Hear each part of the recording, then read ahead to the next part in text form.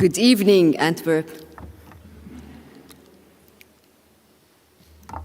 Tonight, I'm going to talk to you about reality, surreality, and solidarity. Reality is when things are based on true story and cannot be denied. Surreality is when things are bizarre or dreamlike. Solidarity is about unity or agreement of feeling or action, especially among individuals with a common interest and mutual support within a group.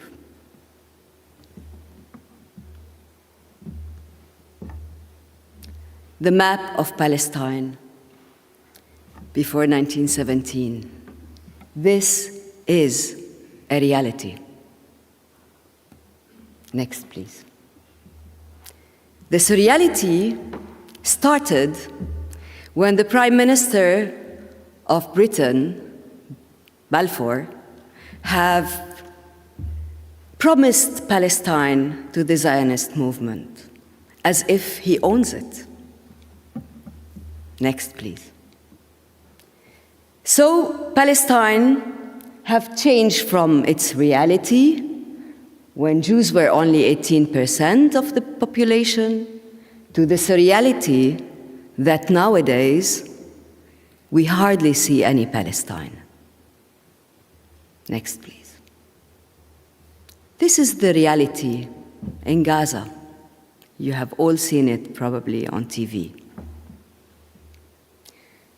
This is the world surreality, the political surreality, when Netanyahu went to the Congress and he got 52 standing ovation. How weird that is. While the reality stays in Gaza as a resistance and a resilience to live.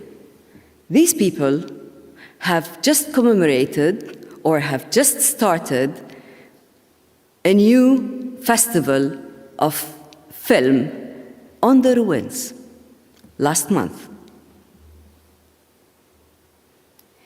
This is the surreality of what we are living in Gaza and the West Bank, when young people are constantly attacked, teachers and schools are destroyed. Next, please. And this is the solidarity that the young people had talked about when we have launched the Gaza monologues last year, 29th of November, and the whole world had responded. The situation in Palestine, particularly in Gaza, is surreal.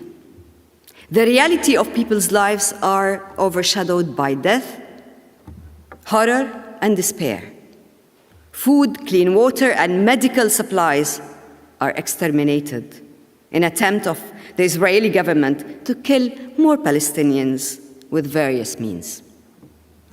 The constant bombing by Israel with US arms destroyed over 70% of the infrastructure of the Gaza Strip, leaving homes, schools, hospitals, and entire neighborhoods in ruins.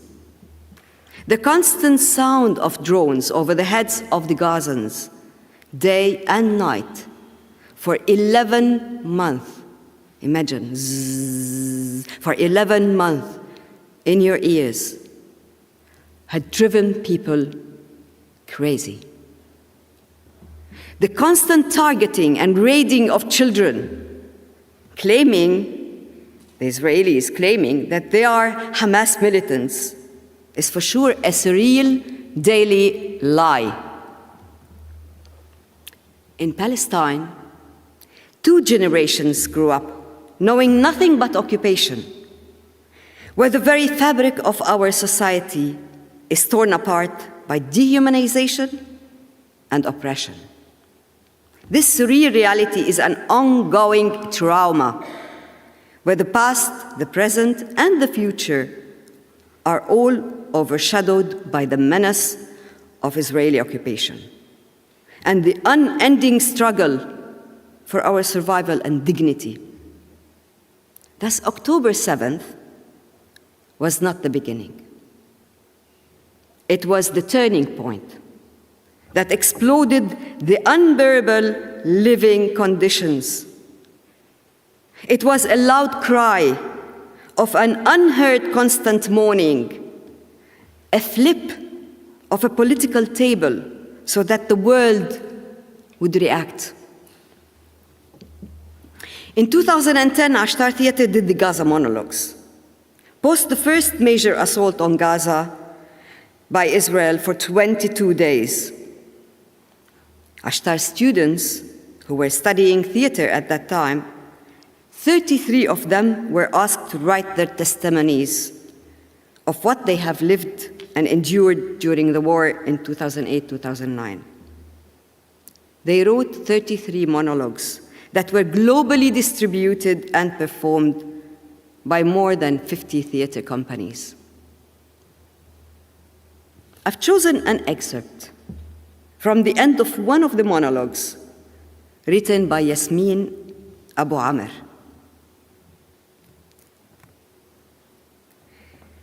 She said,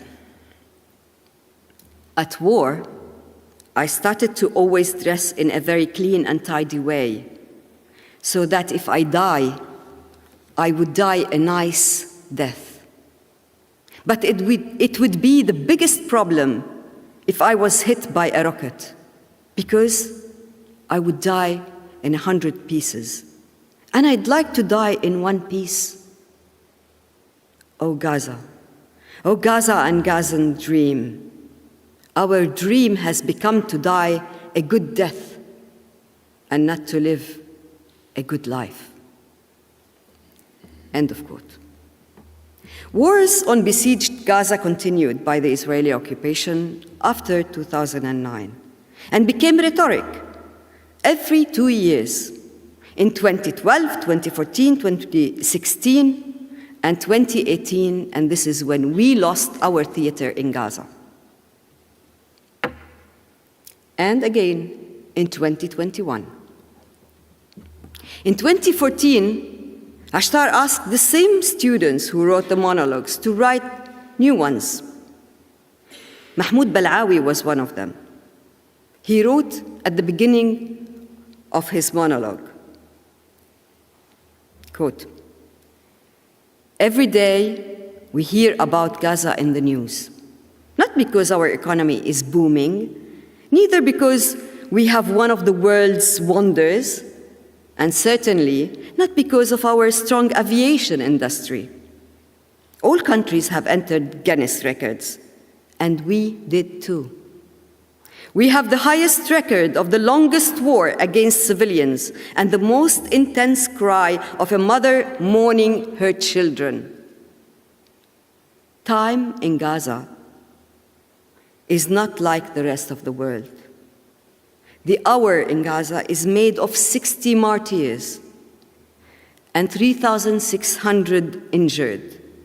And the minute is made of 60 destroyed houses, while the second is 60 cries of a mourning mother." End of quote. In November 2023, after the massive Israeli attack on Gaza, we thought at ASTHAR that the best way is to contact our friends around the world and share the monologues again with them, so they would realize why October 7th had happened and how Palestinians are suffering for the last 75 years. 62 countries answered our call. Thousands of artists and activists presented the Gaza monologues, reading them, performing them, or publishing them. By the way, they are published also in Dutch, in Holland. The idea was to create a global solidarity and awareness about our people in Gaza. But instead of a ceasefire, the escalation reached the West Bank. And now, more than ever, the Israeli occupation are trying to destroy all refugee camps. And they are allowing their colonial settlers to rampage the West Bank. Israeli colonies continue to expand with the protection and support of the Israeli military. Checkpoints, walls, military incursions disrupt our life on a daily basis, making even the simplest task, like going to work or school, a heroic task. I myself spend 3 hours daily on the road to reach from Jerusalem to Ramallah, passing by 2 checkpoints and 5 colonial settlements on the land of the West Bank. Another factor of surrealism is the fact that the UN and the international community are unable to change the reality even after the ICJ condemnation of Israel. Of course, this is based on the geopolitical interests, the protection of the international economic interests, and the Zionist powerful lobby in the US, Europe, and around the world. Thereafter, despite the widespread awareness and documentation of the suffering in Gaza, meaningful change remains obscure. Lots of talking and condemnation with no action on the ground. This failure in the global political system underscores that power and interests often take priority over justice and human rights, which contributes to the ongoing surreal and tragic reality in Palestine. On the other hand, mainstream media coverages adopt the Israeli narrative, no matter what propounds between the surrealism and the reality, leaving the international community often paralyzed, watching our tragedy unfolds with little effective intervention. During the Holocaust, the lack of real-time documentation meant that the atrocities were not widely known until much later. The world learned about the horrors through survivors' testimonies, photographs, and eventually through films and literature that brought the stories to the global audience.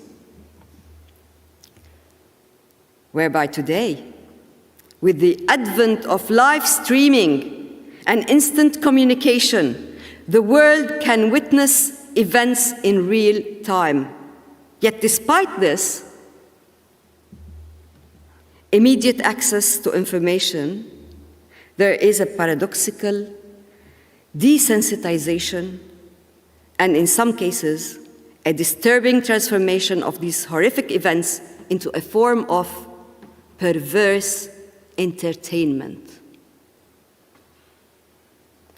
This is what makes the current situation in Palestine feel so surreal. Surrealism here is in the contrast between the immediacy of the information and the seeming lack of effective action. The fact that such documentation exists and yet the violence continues unceasingly challenges our understanding of reality and morality. It is as if the world is watching a tragic play out on a screen, disconnected from the human suffering it depicts. This surrealism is not just a distortion of reality. It is a reflection of a profound moral failure, where the tools of awareness are available, yet they are not leading to the change that is so desperately needed. This made Ali Abu Yassin, my colleague at ASTHAR Theatre in Gaza, write his journal on the war with more than 30 monologues. I have chosen this excerpt from one of his monologues. He said, "Could anyone tell us how much the price of our freedom is? So we will pay it and finish.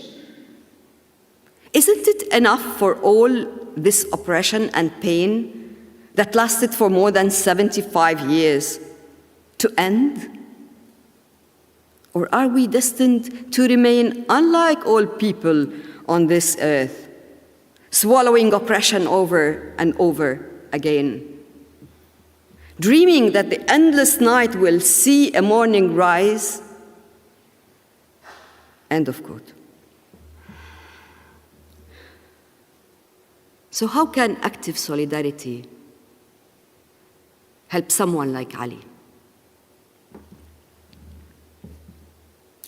Theater, of course, plays a unique and potent role in our struggle for justice, serving as a powerful medium for storytelling, solidarity, and dialogue. So here's what I call the 10 commandments of active solidarity. 1. Solidarity is a long-term strategy. It is supposed to be an action, not a reaction. To create real change, we need to win the battle against dehumanization, colonization, imperialism, and political surrealism. Second, enhance cultural exchange. Bring Palestinian stories to life. Allow vivid portrayal of our experience on your stage. Work with playwrights, actors, who can save the narrative from distortion. Educate your public and challenge their stereotypes by raising awareness about the reality in Palestine, particularly the asymmetry of power and the misleading propaganda by the Israeli occupation. Twin with Palestinian theaters, support them financially and artistically. Bring students and artists over and visit Palestine. Volunteer at their theater, or theaters, because we have many of them. Third, create space for dialogue and reflection. Book plays that enhance a space for dialogue and reflection with the audience, such as Oranges and Stones, a nonverbal play that unfolds the profound meaning of occupation. This play that is produced by ASTHAR Theatre is now touring the world. And it invites people to really debate and talk about what occupation means. Humanize the Palestinian struggle by breaking through political rhetoric and status quo. 4, empower Palestinian youth to overcome the continuous trauma. Support programs that provide training for young people to help them develop skills in acting, writing, directing, and performing. These programs would empower young participants to express themselves creatively and become active participants in society. Help the theaters in Gaza and the West Bank to reach out to more youth, young people, and work with them. Next, please. ASTHAR Theatre, since the war erupted, we've been working with our group in Gaza to intervene and to work with children wherever they are in the refugee camps or in the refuge in order to give them hope and to give them the possibility to speak up or to laugh and to feel like children again. 5, creative protest. Present street theater in demonstrations, if you do demonstrations. It can bring political issues into the public spaces and engage audience who might not otherwise encounter these stories. Raise awareness in a creative and impactful way. Use graffiti, poetry, digital art, and protest against the war and the occupation. 6, create pressure. Push your politicians and governments to reconsider their position and ask them to recognize a full sovereign state of Palestine. Demand your government to cease arms and arm dealing with Israel. 7, enhance networking. As Mandela once said, we know too well that our freedom is incomplete without the freedom of the Palestinians. Therefore, connect with different social justice movements, for this is not the Palestinian problem alone. We need to create a powerful coalition that is hard to ignore. Interconnectedness of oppression is real, and it must be tackled as such. 8, challenge the biased media narratives. Promote alternative perspectives. This can shift the conversation and make it harder for governments to justify inaction or complicity. 9, support the BDS. The boycott, divestment, and sanctions through economic pressure to force Israel to comply with international law and respect Palestinian rights. Influence corporations to take ethical stances by divesting from the ceasing operation in Israel and the occupied Palestine. This can have a significant financial impact. Challenge the cultural complicity. Stop normalization of occupation, especially for us artists. Call on artists, academics, and institutions to refuse to participate in events or collaborate, because that serves to whitewash and legitimize Israeli occupation. 10, learn the lesson. Learn the lesson. Keep the memory of this genocide alive. Keep asking for a ceasefire and keep demanding for a free Palestine.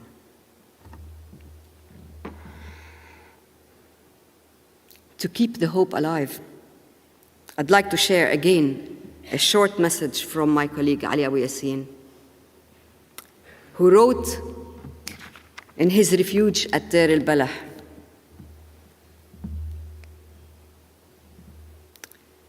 My fellow theater people, writers, filmmakers, artists, singers, you are my big family. During this war, you were the ones who eased the unbearable moments for me. Every call, every word, every action, and every letter you wrote was my refuge for steadfastness and survival. I love you all, and I love my theater profession. End of quote. Last but not least, I'd like to say that we are all in the same boat. theater has and will always be what made us closer to our humanity, and what turns our surreal reality into an engaged art that we are all proud of. Thank you.